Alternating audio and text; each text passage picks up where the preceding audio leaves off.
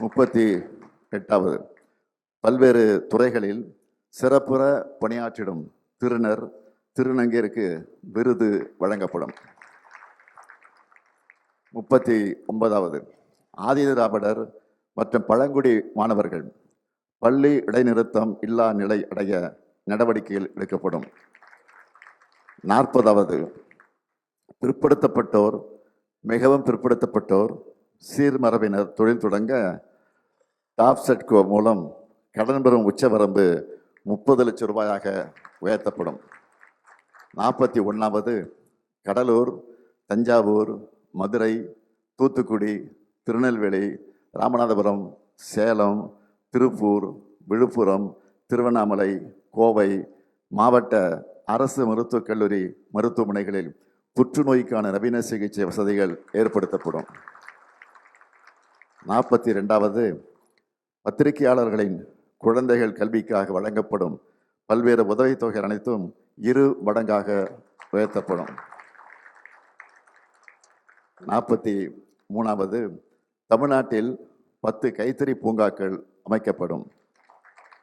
44வது, தமிழ்நாட்டின் MSME நிறுவனப் பொருட்கள் உலக அளவில் சந்தைப்படுத்த மெய் நிகர் வணிகத்தளம் உருவாக்கப்படும்.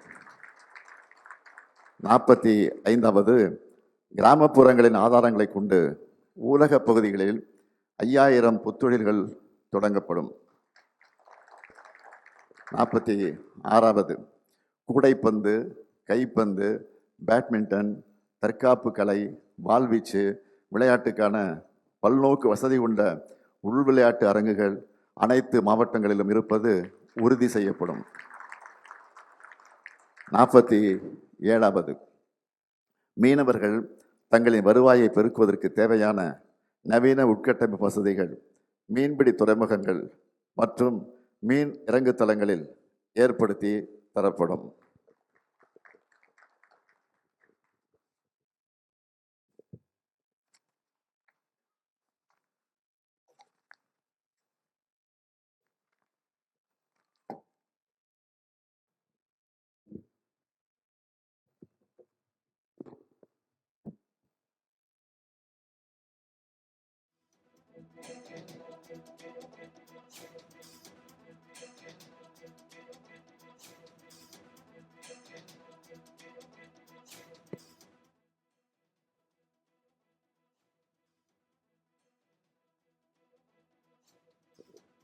நாற்பத்தி எட்டாவது, அனைத்து அரசு கலைக்கல்லூரிகளும் வைஃபை வசதியுடன் கூடிய டிஜிட்டல் கற்றல் மையங்கள்.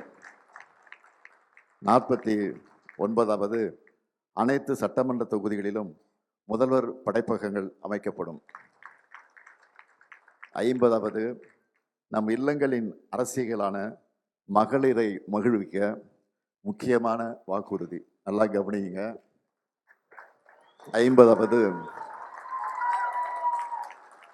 நம் இல்லங்களின் அரசியலான மகளிரை மகிழ்விக்க முக்கியமான வாக்குறுதி. நல்லா கவனிங்க. இல்லத்தரசிகள் தங்களுடைய வீட்டுக்கு தேவையான washing machine, TV, grinder, fridge, mixie, microwave, அவன் மற்ற மின்னடுப்புகள் போன்ற வீட்டு உபயோகப் பொருட்களை புதுசாக வாங்கவோ அல்லது ஏற்கனவே பயன்படுத்தி வரும் இத்தகைய பொருட்களுக்கு மாற்றாக வாங்கவோ இல்லத்தரசி என்ற புதிய திட்டம் செயல்படுத்தப்படும்.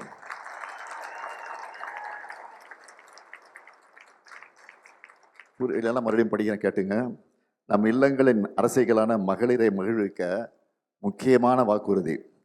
இல்லத்தரசிகள் தங்களுடைய வீட்டுக்கு தேவையான washing machine, TV, grinder, fridge, mixie, microwave, அவன் மற்றும் மின் அடுப்புகள் போன்ற உபயோகப் பொருட்களை புதுசாக வாங்கவோ அல்லது ஏற்கனவே பயன்படுத்தி வரும் இத்தகைய பொருட்களுக்கு மாற்றாக வாங்கவோ இல்லத்தரசி என்ற புதிய திட்டம் செயல்படுத்தப்படும். இந்த திட்டத்தின் கீழ் வருமான வரி செலுத்தாத குடும்பங்களின் இல்லத்தரசிகள் அனைவருக்கும் அவர்கள் வசிக்கும் பகுதியில் உள்ள கடைகளில் இந்த பொருட்களை வாங்கி கொள்ளும் வகையில் ஒவ்வொரு குடும்பத்துக்கும் ஒவ்வொரு குடும்பத்துக்கும் இந்த பொருட்களை வாங்கிக் கொள்ளும் வகையில் அவர்கள் வசிக்கும் பகுதியில் உள்ள கடைகளில் ஒவ்வொரு குடும்பத்துக்கும் தலா 8000 ரூபாய் மதிப்பிலான கூப்பன் வழங்கப்படும்.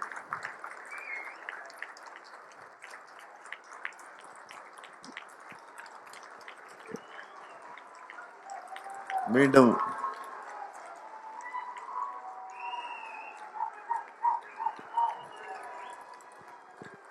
சொல்லுகிறேன் ஒவ்வொரு குடும்பத்துக்கும் தலா ரூபாய் 8000 மதிப்பிலான கூப்பன் வழங்கப்படும். இன்னொரு முக்கியமான அறிவிப்பு. தமிழ்நாட்டின் அனைத்து பகுதி வளர்ச்சியையும் உறுதி செய்ய கல்வி மற்றும் சுகாதார குறியீடுகளில் மாநில அளவிலான சராசரி வளர்ச்சி அடையும் வகையில் வட மாவட்டங்களுக்கான ஒரு சிறப்பு வளர்ச்சி திட்டம், அதேபோல் தமிழ்நாட்டின் நெற்களஞ்சியத்தில் வேளாண் மற்றும் வேளாண் தொழில்கள் முன்னேற்றத்தை உறுதி செய்யும் வகையில் டெல்டா மாவட்டங்களுக்கான ஒரு சிறப்பு வளர்ச்சி திட்டம், அது மட்டுமல்ல தொழில் வளர்ச்சியில் சாதனை புரிந்து வரும் மேற்கு மாவட்டங்களில் அடுத்த கட்ட தொழில் புரட்சியை உறுதி செய்திடும் வகையில் மேற்கு மாவட்டங்களுக்கான ஒரு சிறப்பு தொழில் வளர்ச்சி திட்டம். நிறைவாக கல்வி மற்றும் சுகாதார குறியீடுகளில் உரிய வளர்ச்சியை பெற்றிடவும் தென் தமிழகம் தொழில்மயமாவதை உறுதி செய்திடும் வகையிலும் தென் மாவட்டங்களுக்கான ஒரு சிறப்பு வளர்ச்சி திட்டம். இந்த 4 சிறப்பு திட்டங்களையும் 20,000 கோடி ரூபாய் மதிப்பீட்டில் செயல்படுத்தப்படும். இப்போ நான் சொல்லியிருக்கிறது எல்லாமே ஹைலைட்ஸ் மட்டும்தான். பொதுவாக தமிழ்நாட்டு தேர்தல்களை பொறுத்த வரைக்கும் திமுகவோட தேர்தல் அறிக்கை தான் ஹீரோ. இப்போ திராவிட மாடல் 2.0க்கான இந்த தேர்தல் அறிக்கை சூப்பர் ஸ்டாரா களமிறங்கியிருக்கு. திராவிட மாடல் 2.0ல் 200 தொகுதிகளுக்கு மேல வெற்றி உறுதி. மீதமுள்ள வாக்குறுதிகள் அனைத்தையும் ஊடக நண்பர்களும் களத்தில் களமாடக்கூடிய உடன்பிறப்புகளும் சமூக வலைத்தளங்களில் இயங்கக்கூடிய தோழர்களும் அனைத்து மக்களும் கொண்டு சேர்க்கணும்னு நான் கேட்டுக்கிறேன்.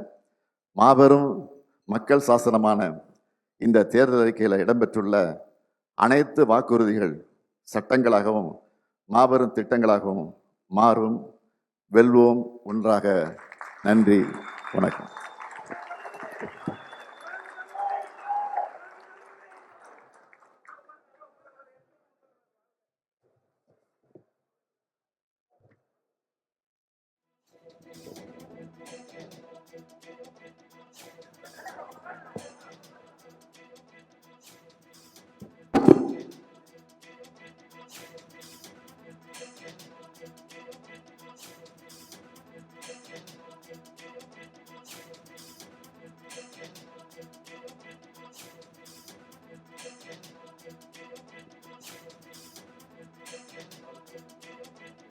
நான் அப்புறம் தெரிவிப்பேன். அறிக்கை வெளியிட்டாலும் என்னங்க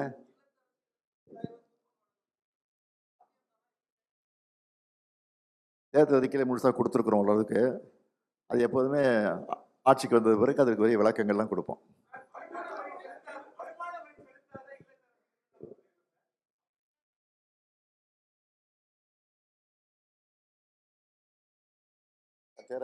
சற்றேறக்குறைய 2 கோடி பேர் இருக்கும்னு நினைக்கிறேன். 2 கோடி.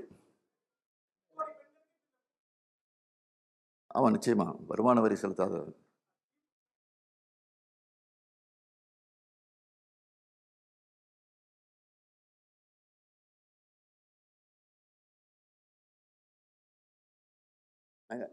புரியல.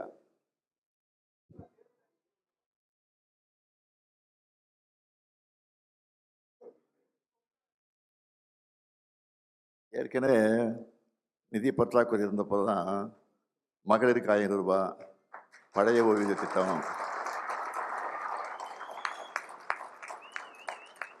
நாங்கள் சொன்னப்போ இதெல்லாம் சாத்தியமே இல்லைன்னு பல பேர் சொன்னாங்க. ஆனால் அதையெல்லாம் நிறைவேற்றி காட்டியிருக்கிறோம். இப்போவும் உங்கள் சந்தேகத்தை எப்படி சில பேர் கேட்கலாம், நிச்சயமாக நிறைவேற்றுவோம். ஏன்னா பொருளாதார வளர்ச்சியிலும் நம்பர் 1 மாநிலம் பேர் எடுத்திருக்கிறோம் இல்லையா? அதனால தான் கல்லூரி மாணவர்களுக்கு 1000 ரூபாய் சொல்லாத திட்டம், சொல்லாத வாக்குறுதி. அது கல்லூரி மாணவிகளுக்கு 1000 ரூபாய், லேப்டாப்பு இதெல்லாம் சொல்லாத திட்டம், காலை உணவு திட்டம் சொல்லாத திட்டம், இப்படி பல திட்டங்கள் நிறைவேற்றிருக்கிறோம். அதனால் சொல்லியிருக்கக்கூடிய திட்டம் நிச்சயமாக நிறைவேற்றும். சந்தேகம் வேணும்.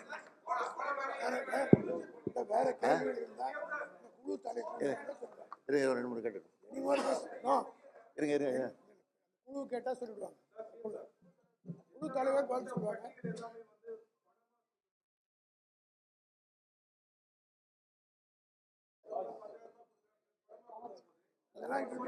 இல்ல அதை விரும்பி வாங்கிப்பாங்க. போய்